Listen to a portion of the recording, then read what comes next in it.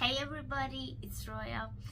I was painting this painting and it was a struggle. Like, it was a completely solid composition just because it wasn't anything complicated. It was reasonably simple for me to mistakenly think it was easy, but it wasn't.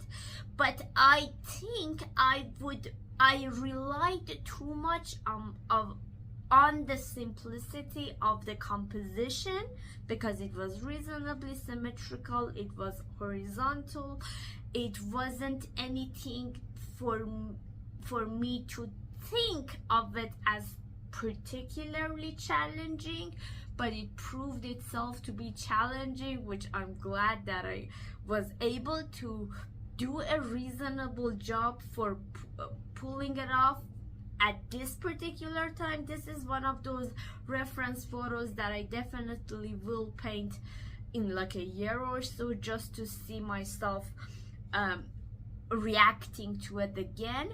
But that was a challenging one, but it was a reasonable handling it for now. I definitely will paint it again, so let's go paint.